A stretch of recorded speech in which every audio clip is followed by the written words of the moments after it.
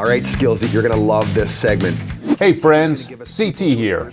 Today we're going to take a behind-the-scenes look at the production workflow for C-MACE Face2Face, an animated project I've been working on with Chris Mason. Step 1 is taking photos to create the puppet. This is the list of 16 photos required to create the mouth shapes for dialogue animation. Here are the raw photos I took of Chris doing the mouth shapes or visemes.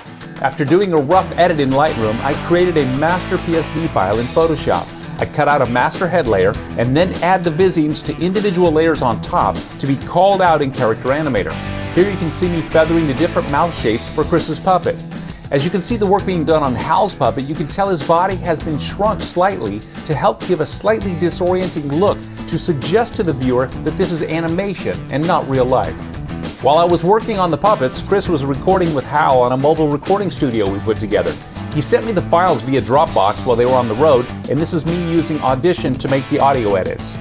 Set design is the most labor-intensive aspect of the workflow. Here's an example of the PSD file for my room. For this episode, there were 5 sets.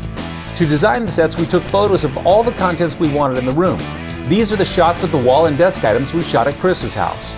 Here you can see me cutting out one of Chris's goalie masks in Photoshop. This process needed to be done for all the objects to be used in the sets as transparent PNG files. This set piece was a family photo album that didn't exist in real life, so I created it in Photoshop using photos I'd taken of Chris's family. This clip is me redoing it to include baby Fraser, who was born after I originally built it. The animation is done in Adobe's Character Animator. After importing the edited audio files and Puppet PSD files, Character Animator translates the audio file into viseme layer callouts to form the animation. The last step is putting everything together in Premiere. You can see here I'm adding the screen drop-down animation and tightening the edits for an interview with Hal Gill. Once that's done, I render it out and upload. I hope you've enjoyed this quick look at the production workflow, and I encourage you all to keep creating.